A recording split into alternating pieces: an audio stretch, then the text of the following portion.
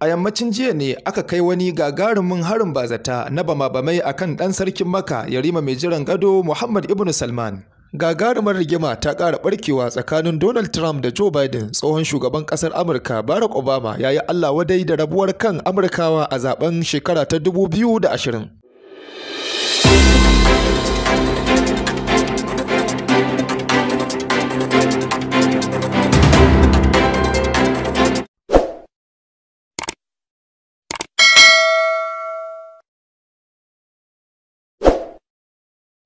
An samu rahotanni daga ƙasar Saudiya cewa Yarima mai jiran gado Muhammad bin Salman ya sha da ƙyar daga wani harin kwanton ɓauna da aka kai masa a gidansa da ke unguwar Khuzama a birnin Riyadh, wanda harin ya kai ga kashe da yawa daga cikin masu gadin gidansa, wanda ya haɗa da jami'an tsaro wanda suke ba wa lafiyarsa kariya.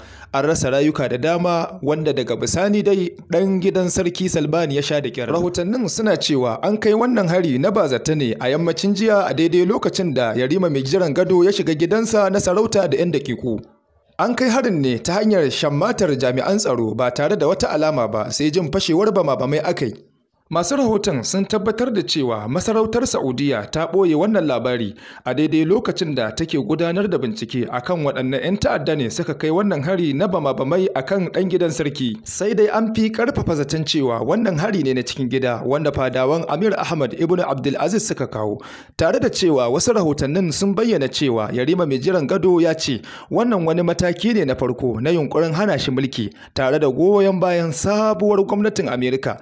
Lallai kuwa dole ne Yarima mai jiran gado ya shiga halin tsoro da razani game da gwamnatin Joe Biden, duba da irin mummunan furucin da ta yi a kansa na cewa za ta ɗau mataki a kansa, wanda wannan mataki bai wuce ganin bayansa daga ban ƙasa ba.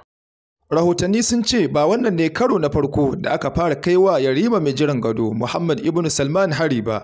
A shekarun baya ma an kai masa hare-hare wanda an yi yunkurin kashe shi, wanda bincike ya tabbatar da cewa da sa hannun kanansa Bandar ibn Salman, wanda Bandar ya haɗa baki da wani dogarin gidan sarki. A bisa sharaɗin cewa in har wannan dogari ya ci nasarar kashe Yarima mai jiran gado, to Bandar zai bashi maƙudan kuɗi kimanin riyal miliyan 10,000.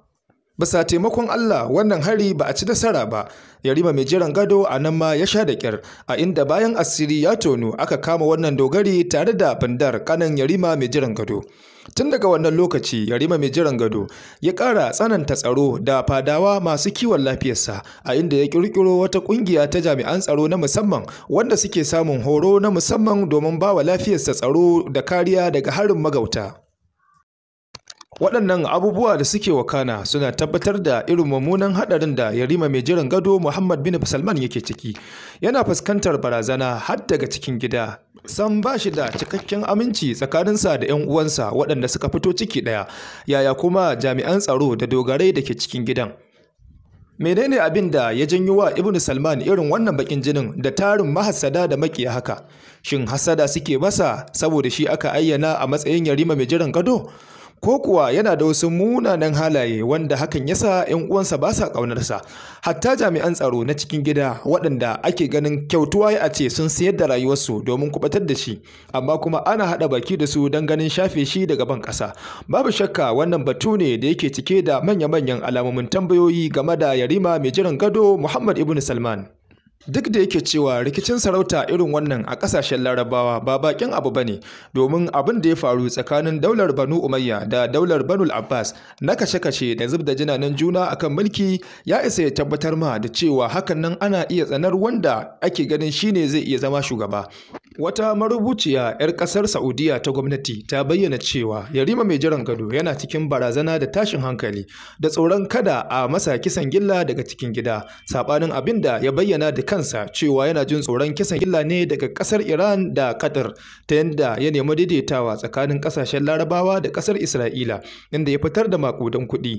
Sai dai wannan marubuciya ta ƙaryata abin da Yarima mai jiran gado ya faɗa, ta bayyana cewa babu wani barazana da yake fuskanta daga Isra'ila, balle Iran, balle Qatar. Babbar barazanar Yarima mai jiran gado barazana ce ta cikin gida.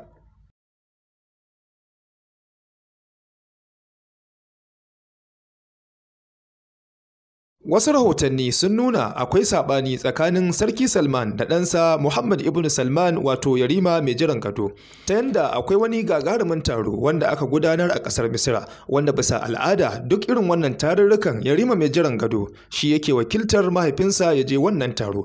A daidai lokacin da Sarki Salman ya cika shekaru 83 ne aka gabatar da wannan taro, amma akasin yanda aka saba, maimakon Yarima mai jiran gado ya je taron sai mahaifinsa ya tashi da kansa ya tafi. Rahotanni sun tabbatar da cewa akan hanyar Sarki Salman ne ta zuwa ƙasar Misira wasu saƙonni suka shigo masa daga makusantan ɗansa Yarima mai jiran gado cewa ya yi taka tsantsan, akwai wata barazana da zai iya fuskanta akan hanyar sa ta zuwa ƙasar Misira, wanda hakan ya kai sarki ga gaggauta canja jami'an tsaronsa waɗanda suke masa rakiya a cikin wannan tafiya, sannan ya canja wasu shirye-shiryen domin tsoron abin da ka iya biyo baya. Rahotannin sun nuna cewa bayan dawowar Sarki Salman daga ƙasarsa ta Misira, ɗansa Yarima mai jiran gado bai zo ya tarye shi ba kamar yadda aka saba, wanda hakan ya ƙara ƙarfafa zargin cewa akwai saɓani tsakanin uban da ɗan. Sannan bayan dawowar Sarki Salman ya tarar da ɗansa Yarima mai jiran gado ya yi wasu canje-canje a masarautarsa ba tare da izininsa ba, a inda ya naɗa Khalid ibn Salman a matsayin ministan tsaron Saudiya. Haka ya naɗa Amira Rim bint Bandar bin Sultan a matsayin ambasada ta ƙasar Amurka. Waɗannan canje-canje ba su yi wa sarki daɗi ba, domin abubuwa ne da aka gudanar ba da izininsa ba. Rahotannin sun nuna cewa saɓanin tsakanin Sarki Salman da ɗansa Yarima mai jiran gado ya samo asali ne sakamakon wasu ɗabi'u wanda Yariman yake gudanarwa, wanda daga bisani babansa ya dawo daga rakiyarsa bai goyi bayan waɗannan ɗabi'u nasa ba, musamman abubuwan da suka shafi gudanar da mulkin ƙasar Saudiya. Dukkan waɗannan abubuwa da ke gudana sun haifar da kokonto da tambayoyi daban-daban. Shin wane ne yake yunkurin kashe Yarima mai jiran gado? Waye ya shirya harin da aka yi yunkurin kaiwa sarki a kan hanyarsa ta zuwa Misira? Wancan saƙonni waɗanda suka samu sarki daga wajen wa suke? Akwai tuhuma daga kowane ɓangare akan kowane ɓangare, kamar yadda ake tuhumar 'yan uwan Yarima mai jiran gado da shirya kai masa hari. Haka ake tuhumar Yarima mai jiran gado da yin barazana ga mahaifinsa a tafiyarsa zuwa ƙasar Misira. Domin rahotannin da sarki ya samu daga makusantan Yarima mai jiran gado ne waɗanda suka aiko sirrin a ɓoye ba tare da sun bayyana su waye su ba. Yayin da wasu rahotannin suke nuni da cewa waɗanda ake tuhuma da kai hare-haren talakawan ƙasar Saudiya ne sakamakon danniya da wasu abubuwa da suke fuskanta daga masarautar Saudiya a mulkin Sarki Salman da ɗansa Yarima mai jiran gado. Babu shakka lamarin mulkin Saudiya ya shiga rudani, kuma hakan baya rasa alaƙa da son zuciya da wasu ɗabi'u waɗanda ba su dace ba wanda sarakunan suke gabatarwa a halin yanzu. A daidai lokacin da ƙasar Saudiya take fuskantar barazanar hare-hare na cikin gida, a lokacin kuma zaben ƙasar Amurka ya ƙara ɗaukar zafi fiye da yadda ake zato. Domin shugaban ƙasa Donald Trump ya bayyana cewa Joe Biden ya ci zaɓe ne a idan kafafen yaɗa labarai na ƙarya, a inda ya wallafa a shafinsa na Twitter kamar haka. He only won in the eyes of the fake news media. I concede nothing. We have a long way to go. This was a rigged election. Kawai Joe Biden ya ci zaɓe ne a idan kafafen yaɗa labarai na ƙarya. Har yanzu ni ban yanke komai game da hakan ba. Muna da doguwar hanya da za mu bi. Babu shakka wannan zaɓe ne aka yi na bogi. Yayin da a gefe ɗaya kuma tsohon shugaban ƙasar Amurka Barack Obama ya bayyana tsananin takaicinsa game da halin da siyasar Amerika ta faɗa, wanda a tarihin Amerika ba a taɓa samun ruɗani irin wannan ba. A inda Barack Obama ya bayyana cewa ina cikin tsananin takaici game da rabuwar kan Amerika gida biyu. Tabbas kamar yadda Barack Obama ya bayyana, ƙasar Amerika ta fuskanci rabuwar kai, domin a kowace rana mabiyar Joe Biden suna fitowa suna celebration tare da zanga-zanga ta nuna takaicin kin sallamawa da Donald Trump ya yi, kamar yadda mabiyan Donald Trump a kowace rana suke fitowa suna zanga-zanga da bayyana cewa su ne suka ci zaɓe.